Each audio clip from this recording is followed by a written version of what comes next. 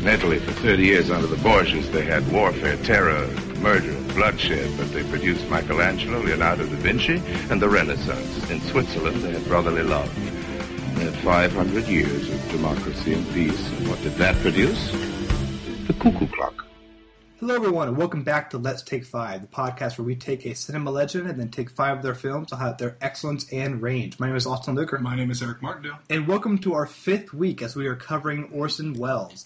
The past films we've covered are Citizen Kane, The Third Man, Othello, and Touch of Evil. Today we are finishing up with his other Shakespeare adaptation, Chimes at Midnight. And we are very grateful to have a Shakespearean scholar with us. We have Tara. I always forget your name wrong. Olivero? Olivero, like Olivero. Olive and then arrow. Yeah. I was thinking of Olivier. I was in the Shakespeare mindset right now. Shakespeare on the brain. You are an English teacher at Homestead High School, and you work for Shakespearemachine. You write for Book Riot, and we had an English class once at Ball State University. We did, yeah. Yes. And I always love to talk to you about Shakespeare, and this is a great one to discuss because it is an untraditional adaptation in a whole subgenre of untraditional Shakespeare adaptations. What Orson Welles did with this film is he took a side character who's primarily in Henry IV, Part 1 and 2, the boorish Falstaff, and also through other lines he had through Mary Wise of Windsor and a little bit Henry V, he made a movie from his point of view during this era. This is during the time when Orson Welles himself definitely resembles Falstaff. He is the physically biggest that we've seen him in. He's no longer looks like Charles Buster Kane. And he filmed this in Spain. It's a really fascinating movie that kind of changes a lot of the tones of Henry IV to me. Tara, what do you think of this? I enjoyed it. I thought that, it was a bit weird because I thought it didn't focus as much on Falstaff as I was expecting, I guess. I had kind of the same reaction when I saw it as well, considering the movie is called Falstaff. Yeah, considering it's named after him. They kept a lot of the bits with like Hotspur and his wife that I had figured they would probably cut, and a few other sections that were not really as Falstaff heavy, I guess. It's a movie that reminded me a lot of the Stoppard play Rosencrantz and Guildenstern are Dead, whereas those are even more minor characters in Hamlet. At least in his film adaptation, you see Hamlet scenes kind of go on in the background, and then are kind of like passed away. This one, like when you would have scenes with Hal or his father, talking about the crown that rests on the head, to me, like those scenes felt different than how I saw them. Like the Hollow Crown, because it no longer felt like the story of Hal becoming a righteous king, but Hal seemed even more like an asshole. From the point of view of Falstaff. Yeah, he ends up coming off like that, like in a big way. I mean, the point of fact is, like at the end of the film, you have this scene where you have Falstaff with Prince Hal there at the end, and the opinion you have, at least seeing this iteration of it, because I've seen Henry IV, Henry V, and I've seen Falstaff also in Mary Wives of Windsor as well. But like in this film, it was the first time where I always thought of Prince Hal as being sort of like young and stupid.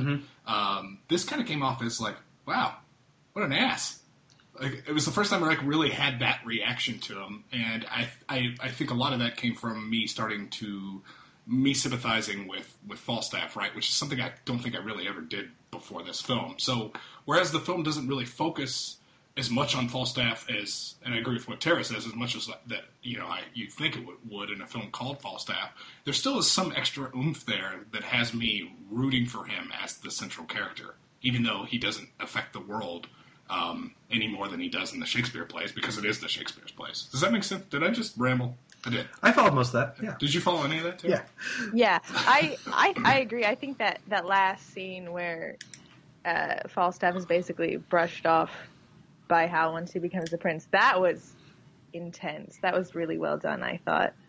Yeah, because you see it from Falstaff's perspective. He's looking at him, and, I guess I see it from Falstaff's perspective in a different way than I had in previous films. I mean, it always sort of makes sense that once Prince Hal becomes Henry V, he's going to tell Falstaff to piss off, right? Because he can't live that life anymore. But this was the first time where I kind of didn't want him to. Like, when I was watching the film, and when you look at Falstaff, there's, like, this weird recognition, and Orson Welles does an amazing job sort of conveying this because he's Orson Welles, and, you know, he's a great actor. Yeah. But there's that sense of betrayal that Falstaff would naturally feel at this point, the sense that in this world-breaking betrayal, because he's never going to be what he wants to be, what he thinks Prince Hal's going to make him to be. But also a weird sense of pride that I felt him having for Hal. That was unexpected for me. And so my big comparison, because I've not read these plays yet, I just recently kind of watched The Hollow Crown Season 1, and the way Tom Hiddleston plays Hal is very much that he is a mischievous teenager who is avoiding responsibility. He's fucking around with Falstaff, but then he starts to, after the battle, and he starts to feel the responsibility and becomes an adult. That is the arc that they were kind of showing for this. In this, they portray Hal as rather childish consistently, because like when Falstaff lies about killing the bad guy during the battle, Hal is like considerably more annoyed than the way Tom Hiddleston's Hal portrayed that. See, I actually didn't even see him as annoyed. I saw him as more depressed. Oh, really? Yeah, because he has that weird scene, Hal kills Hotspur, which, again, I was telling Austin this, Tara, before we started this, that the whole, I think it's the Battle of Shrewsbury, I think that's what it's called. It was really cool. Like, cooler than it ever had a right to be, considering the budget they probably had for this film. Yeah. But so after this happens, then Hotspur's dead, and Falstaff, claims, I killed Hotspur, and I think it's supposed to, I'm sure in most iterations of the production that's pretty funny. But the way they kind of shot this here is Hal seems depressed to me. Like, he walks away like, I can't keep doing this forever. Like, am I ever going to be, like, the man I'm supposed to be type of thing? Mm. And he kills Hotspur, who, for all other, reasons, seems like would be a better king than Hal would be, so... and maybe he's considering that as well. But when he walks away, he's got the victory chalice with him, and he kind of drops it on the ground and walks away. I feel like that was the turning point right there. Mm-hmm. Like something happened in that scene, which is probably up to the audience's interpretation, but it made it a lot less funny that Falstaff was claiming he killed Hotspur, which on paper is hilarious, and it just made it kind of sad. To me, it made the turn work more for Hal dismissing Falstaff better than... I'm not a big fan of Hal and his best buddy hiding in the rafters like Tom Sawyer and Huck Finn, spying in on what Falstaff is saying with the lady. But, so with what we're describing now, Tara, are these common adaptations of how Hal and Falstaff are during the plays and their adaptations, or has time become more sympathetic to Falstaff? I think that usually you've got that sort of mischievous kind of relationship between them where, I always see it kind of as Falstaff is like his sort of stand-in father figure, like someone that he can relate to a little bit better, but in a different way than his obviously kind of more strict and narrow actual king father. So I think that, playing up that at the end where was very powerful, the fact that like he just completely gets shut out, and then I like that they wasn't sure if they were going to end it just with the Henry IV Part 2 stuff, or if they were going to add in his death scene, and I'm glad that they did. Yeah, but I think if Falstaff isn't dead by the end of this film, I don't really know where the pathos comes into play. Like, I don't understand, like, even why the movie sort of exists at that point. I think, like, capping it off with his death, and I agree with you, Tara, like, if it wasn't in the film, I really don't even know what I would take away from it, right? Like, well, it's off stage during Henry V, right? I don't know, to be honest. For Henry V, the first time Falstaff shows up in the play, he's dead. and Mistress Quickly is like crying over him, and then Bardolph and Nim come in, and they're all depressed for a bit, and then they go on with their own lives fighting for Hal. So, yeah, because the first show in the series that I saw was Henry V. So at that point, it meant nothing to me. I was like, why is there someone dead, and why is everyone upset? Until I went back and read the earlier ones. But, it's been interesting is like, like most people's exposure to Falstaff is from the Henrys. Mm-hmm. And the first time I saw Falstaff was Merry Wives of Windsor, which is kind of insane, really, like for that to be your introduction. I mean, this is a play that, and correct me if I'm wrong, I'm pretty sure that Shakespeare just wrote because the Queen enjoyed Falstaff. Yeah. Yeah, so he writes this play, and it's essentially about Falstaff trying to get laid. Like that's the conflict. No, there is no subtext. That is the surface level thing. That's the play, right? So it's funny, like watching that now, and I almost wish, like now having seen, I've seen post that I've seen the Hollow Crown series, Falstaff, and I've seen Orson Welles playing it. I kind of wish now I could. I wonder if it would recontextualize the way I saw Merry Wives of Windsor, and just like the slightest bit, considering like, and maybe not. But when would that have taken place? I'm curious about that too. I mean, if we're cramming it into like the Hollow Crown, like, I think it's if I'm correct me if I'm wrong. I think it's kind of early on, like when Hal is like being drunk and silly, like right. Like, it's like early, like when he's just like. It's pre-battle. It's pre correct. That. Yeah. Okay. All right. Well, it's funny. I wish I would have seen it like now. I feel like I wonder how that would make me feel. Well, what's curious to me about like and I apologize if I keep comparing it to Hollow Crown, but there's not a lot of Henry IV movies out there for me to kind of compare performances to. And it's great. Well, it's really good. So. I mean, part 2 is a bit slower, but part 1 really good. Mm-hmm. But the Falstaff in the Hollow Crown, played by this brilliant actor, I forgot about his name beforehand, who I've also seen be in The Tempest. He's kind of a great Shakespearean actor who does a lot of theater in England. He brought so much nuance to Falstaff that he kind of made him such a tragic figure from the beginning. Whereas Orson Welles, I really admired how he was still kind of this force. He was not the center of attention like Orson Welles has played in literally every film we've reviewed so far of him. He can fall into the background, but he is this lively force, and he played him quite a bit dumber than we saw in The Hollow Crown, where it actually reminded me of like The Big Lebowski, where this is a plot too big for him, and he is being overwhelmed by it, and he is managing to be alive for as long as he can. Like he's getting swept up by it in a slightly buffoonish way, which made a lot of things work better for me in this than The Hollow Crown, especially the scene where he's lying about the robbers. And that scene's hilarious. It's so funny here because you need to have a Falstaff who thinks he's smart enough to get away with the ever-increasing number of robbers that he defeated. He was set on by 50 at one point, I think. Yeah, like it's really funny, and it's played very earnestly by Orson Welles, who was born to play this part. I mean, as it turns out.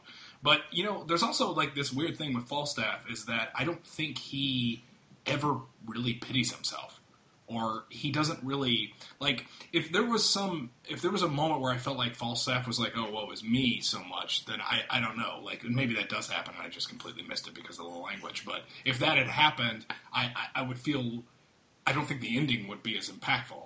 I mean, it's the first time, like, whenever he's shunned and he's banished, and there's literally nothing he can do about it. Like, he doesn't have a story to tell. This isn't a joke anymore. And, he's gotten through his whole life that way, and finally, when he doesn't, he dies. Yeah, I didn't see any self-pity. It was more like resigned acceptance, which was more tragic, I thought. Exactly. Yeah, it's like this sad moment where he goes, yeah, I mean, I am this thing. I am this guy, but boy, was it fun. Yeah. Like, there's so much of that. Like, even in, like, the opening scene with the judge or whatever, the opening scene that we come back to at the very beginning, it's like, dude, I could die tomorrow and be happy because, boy, wow, I've had quite a ride. Yeah. And that's kind of cool. Like, it makes me, in the way it's told that way, like, it, we're in the future, we go back, and then we come to this moment and go beyond that, is really kind of like, like that really works for me in sort of this Falstaff narrative. Like I don't think it could work any other way, because I feel like if you almost open with like Henry IV, then Prince Hal takes the show away from him. Like it's like it makes a statement right at the very beginning, like that. Hey man, this guy lived a crazy life and he had a lot of fun doing it, and we're going to show you some parts of it. And Hotspur, yeah. which does almost seem, to Tara's point, it does kind of seem like it is kind of odd they focus on it that much. But I think it was just giving context for sure. his thing, but probably wasn't ultimately needed. But thinking about what you're saying also about kind of Falstaff and the way he sees his life, like there's so many insults given to Falstaff throughout the movie, and Orson Welles kind of chooses just to kind of like take it. Like there's never like any sort of like brawl or like anger. Like so when like these women tell him that like he hasn't seen his knees in years, you know, kind of thing. Like, he just kind of pats his belly in a very proud way. Yeah, I think he's happy about it. Yeah, and that is so different from the version I saw, and so very different from, because I've talked about Orson Welles and his ego with the past 4 films. Even when he played this gross police captain in A Touch of Evil, he was still the powerful figure that everyone admires on screen. Like he matches Welles in that element, and that is not at all here. I think this makes it his best performance I've seen of him since The Third Man. Mm. It is just such a humble performance that it makes the whole movie work, because also I think his filmmaking is the tightest it's been in so long. Like, the movie moves, I think, really quickly and adapts the Shakespeare language in a very organic way. And the battle scene in particular was unexpected, because his Macbeth, I think, had to cost $30 total. Mm-hmm. And his Othello was, thankfully, like, you know, mostly just filmed outside on existing places. Mm-hmm. This was impressive. Tara, what did you think about Orson Welles as Falstaff? I thought he did a really nice job. Mm-hmm. I thought he got the meaning of the words across for the most part. There were a few times where I don't know if because I haven't seen him in anything else, like, when he's this age, but his sort of, like, gravelly voice obscured some of the words. But for the most part, I think he, you know, made it obvious what Falstaff was trying to say, which I think is one of the most important things when you have a Shakespearean text. Right. You know, I was kind of thinking that, like, at what point, because, you know, that's obviously when you're doing a Shakespeare play, the language is so important. Like, these are the words that Shakespeare wrote. We need to say these words, and they need to be accurate, and they need to, you know, even because the audience is going to miss them. Like, it's you know, like, that's just, there are words that are going to be missed, just inevitably. It's going to happen. But part of me was wondering, like, because I agree with you, Tara, because, you know, he would get gravelly, and he would say things that would be like, there's no way you could understand what he just said. But then I'm like, but would I have anyway? Like, you know, like if you were in that tavern? Well, or in that tavern, or if I were in the audience listening. Mm. There's a good chance that the words would have went over my head anyway. Like, you know, like Meg, you know, my girlfriend, she's an actress, she loves Shakespeare, she's literally dictating Shakespeare, like, right now as we talk. But, like, she's doing this, and she probably catch 50-60% of what's being said and actually understood it. The way she figures it out is she writes it down, she reads it. You know what I mean? Hearing it for the first time, part of me wonders, would I have gotten it anyway? Because I get most of it. I'm not saying I'm like a total Shakespeare dolt. Like, I get most of it, and I understand what's going on in broad strokes. But I think part of it, I was wondering, is Orson Welles like saying, well, the character is what's so important, so I'm just going to start grappling and understand this like that. And when he does that, I'm like, because I had the same reaction you did, Tara. I was like, I didn't hear any of that. And then it occurred to me, does it matter? Probably it does, but at the same time, like, so much of this movie is based around the characterization of Falstaff. So do I sacrifice that at the expense of making him a more... Now, you know what I mean? Eric, it's weird. You are also a theater actor. Is this the best way to hide when you forget your line? Is just to gravel? Yeah, just to gravel. Well, I played Don Quixote, and I gravelled quite a bit when I did it. So you learned none of your lines. I did know a few of them. But, yeah, no, that's not... I don't think that's obviously what was going on right, here. No, I know. But it is worth talking about, as, you know, as Tara notes, like, there are points in the movie where you can't understand him. And it's just such a curious evolution of Wells as a performer, because Kane and Harry Lime are so hyper-articulate. Well, so is he as Othello as well. Right. And yeah, there's nothing like that there. So it's not him avoiding the Shakespearean text. I think it's just him embracing the unshowered man that he is. It's curious, because also in the movie you have some really acclaimed actors. I realized I'd never seen John Gielgud perform Shakespeare, which I know like he did for the majority of his life. I've just memorized his performance in Arthur as the butler. But he plays Henry IV, and his one big scene is fantastic. Like, it is such a great...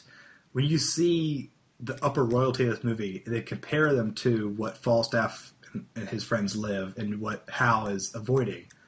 It really worked for me. Well, it's funny about that. It gets really meta, because you have a scene where Orson Welles playing Falstaff, and you have Prince Hal making fun of the way Gielgud is playing Henry IV, because they're making fun of the way he talks. Like, he's, is super Shakespearean. They literally laugh at him. Like, it's like weird, because part of it is like, are you making fun of the way that also the old guard sort of performs Shakespeare? Because it is so different. It is so different than what Orson Welles is doing. Because there's a manner or two of film acting there versus like stage acting and projecting and obviously Shakespeare wrote these words, so like you should say them, and that's important because it's freaking William Shakespeare. But there does seem to be some manner of making fun of, getting up and making proclamations in a Shakespearean... Holding the skull. Exactly. So Tara, can you tell us a little bit about Shakespearemachine and kind of what they do and how they approach Shakespearean text? Oh, man. Yeah, I can. It doesn't... actually, our one of our co-artistic directors is trying... His, big thing is, nobody really does the history plays, so he wants to do a big series of, all of them. Oh, wow. Which, I don't know, not all at once, but at the Henry VI series, that's a goal for him for 2019. So I don't know how well that's gonna go. But yeah, it's basically we try to take the plays and focus on the language of the text and make them accessible, but we also use masks in all the performances, so that it's sort of focusing more on the physicalization of the characters as well as the text. It's fun. What's something you worked on recently? Well, right now we're doing Faustus, which is funny because Orson Welles also directed Faustus at some point. I found these really odd black and white photos online of one of his shows. It's very strange if you Google it. But yeah, so we're doing Faustus, and in that show, we are interpreting it as Faustus is the only human in the show other than his servant Wagner, who I'm playing. And then all of the other characters in the play, it's a Christopher Marlowe play, they're all devils in disguise. So, the scholars that are his friends are actually, just helping him waste time. And the necromancers are secretly devils and all of this other stuff. So all the other characters are wearing, we're wearing white morph suit masks, basically. And then character masks on top of that. So it's going to be strange. That sounds great, though. It's really interesting. And, so I want to kind of, so when you look at the original text through Shakespeare or Marlowe, as kind of we've talked about how, you could go for the John Gielgud, super enunciating, or even Orson Welles mumbling. How do you decide what way to kind of interpret the text? Because there are, as we've now seen, 1,000 million versions of Hamlet out there.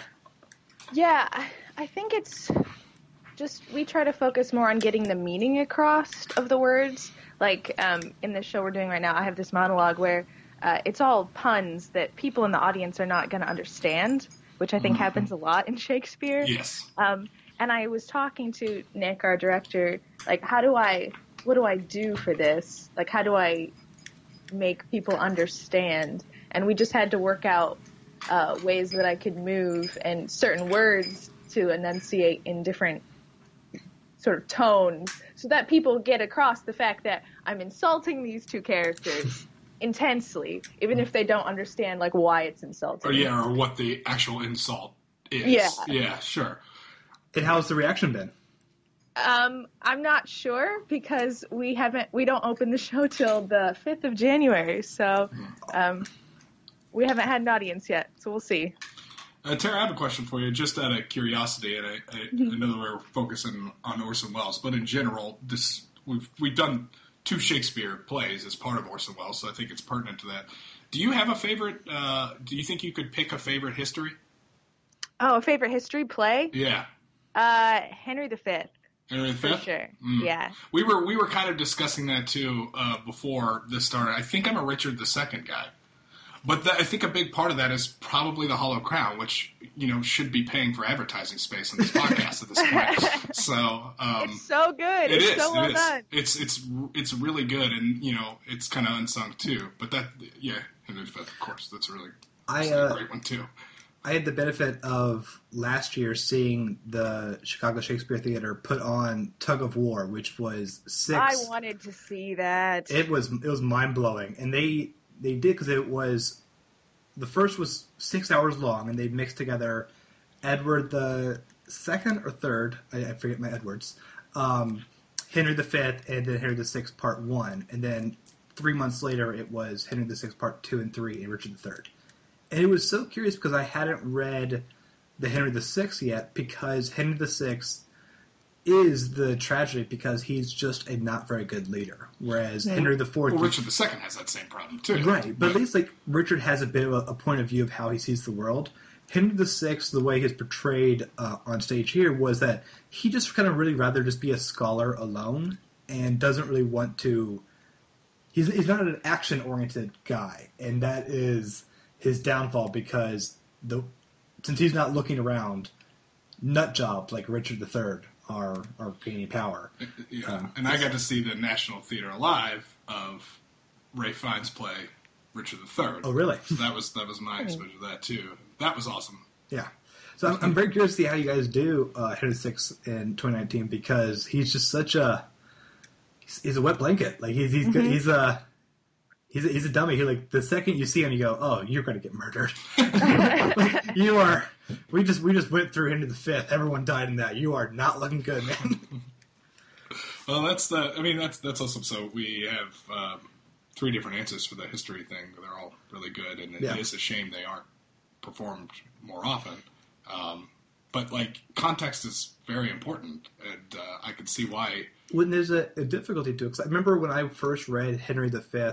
And Terry, you can correct me if I'm wrong. There's the opening monologue, essentially Shakespeare meta-commenting saying, "We are a theater. Unfortunately, we have the budget of a theater, but imagine a really wide field. Wouldn't it be cool if we invented cinema? Not there yet. So just really picture how big this is. Okay, Huge, go." Massive. Yeah.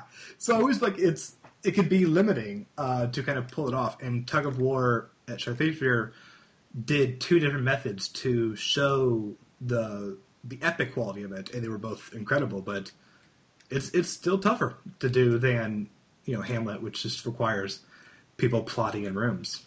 Right. Yeah, I mean, if you don't know and so many characters carry over too. So it's in certain parts of the histories too. It's like in their names change too. Yeah. It's wait. You were Bolingbroke. That's not your name anymore. But weird things like that. That if you're not in tune to the actual context of what's happening, or you haven't read the plays, and you're seeing them, and you don't have any real knowledge of history of England or Shakespeare, it can get confusing, particularly if you pick up in a middle chapter or something like that. Fortunately, with Chimes of Midnight, that wasn't. No problem there. It's standalone, although I do enjoy within the context of Henry IV. When I first started the Hollow Crown with that, Hal is just such a loser. I mean, not he's super charismatic and fun as Tom Hiddleston, but you go this guy can't hold a job. And because his name's Hal, I kept going is Hal going to be Henry? Is it really going to be him? There's some suspense. Maybe it's someone else going to be Henry V because this guy is not who I read Henry V. And that it kind of plays off in this movie as well. But then you see that Henry at the end of Chimes of Midnight, right? Like, yeah, the actor, like, I mean, for how like over the top and overacted it kind of seems at the very beginning of Chimes of Midnight. I'm talking about the actor who plays Prince Hal. By the end of, well, we see him kill Hotspur in battle, so that's one thing. And then by the end of the play and the end of the movie, there's a transformation there. I believe it, yeah. Yeah, I mean, he seems ready to rule, and I bought it, so that's good. So as we're wrapping up now, Tara, I want you to be able to plug Shakespearemachine. Where can people get tickets for this show that's going to come out in just a few weeks? If they go to Facebook and search Shakespearemachine, it's all one word. We have the links to the tickets on there. It's artstix, but with an X.org, I believe. But it's safer just to go right to the Facebook page. Give us a like, a pity like even would be good. No, there'll be no pity likes here because this sounds amazing. And it's all in Fort Wayne, Indiana, right? Yep. And you can check out our past shows. We have fun little videos where you can see some of the mask work. It's Shakespeare-machine.org. Awesome. We will have links in the show notes for this episode. Tara, is there anything else you want to plug? That's pretty much it. Come see Faustus if you happen to live in Fort Wayne, Indiana, or close. That's wonderful. So thank you, everyone, for listening. We are going to be doing our Orson Welles wrap-up show on Wednesday, where we're going to discuss everything that we have seen and haven't seen of Orson Welles. And then we'll be announcing our next 5. Until then, you can go to artandmore.com, leave a comment on what you think about Falstaff and any of the Shakespeare history plays on this thread. Also, check out the other podcasts, including the Immortals, which just had episode 102, I believe, where we discussed Days of Heaven by Terrence Malick and Takashi's Castle, the really weird Japanese game show. That's what happens to get a random generator to decide what you're reviewing. Also, we're there. Check out the pop culture legal podcasts Ad Absurdum, where they discuss the film Inception. And where else can we find you, Eric? Constant Aversion's my YouTube channel. You can check me out on there. And that's it. And I'm here. Yeah. That's where you can find me. Tara, thank you so much for joining us. This was a blast. I feel like I have a better understanding now of this movie, which is why I do this show. So, and thank you all for listening, everyone. My name is Austin. My name's Eric. Thanks for having me on. I'm so good at outros. Bye, everyone. Bye-bye. Monstrous. Who says? Thou must not be in this humor with me. I forgive thee. Fetch me a quarter sack. Thou hast done much harm upon me, Hal. God forgive thee for it. Before I knew thee, Hal, I knew nothing. And now a man should speak truly little better than one of the wicked. I was as virtuously given as a gentleman need to be. Virtuous enough. Swore a little. Dice not above 7 times a week. Went to a bawdy house not above once a quarter of an hour. Villainous company has been the spoil of me. If I have not forgotten what the inside of a church is made of, call me a peppercorn, a brewer's horse. Well, repent. Where shall we take a purse tomorrow, Jack? Where thou wilt, lad, I'll make one. I see a good amendment of life in him, from praying to purse taking. It's my vocation, Hal. There's no sin for a man to labor in his vocation. My lads, tomorrow morning, early at Gad's Hill, there are pilgrims going to Canterbury with rich offerings, and traders riding to London with fat purses. How wilt thou make one? Oh, I rob, I a thief, not I by my faith. There's neither manhood, honesty, nor good fellowship in thee. Nor comes down out of the royal blood, if thou darest not stand for 10 shillings. I'll tarry at home. I'll be a traitor then when thou art king. I care not. Ride with us, my lord. I have a jest I cannot execute alone.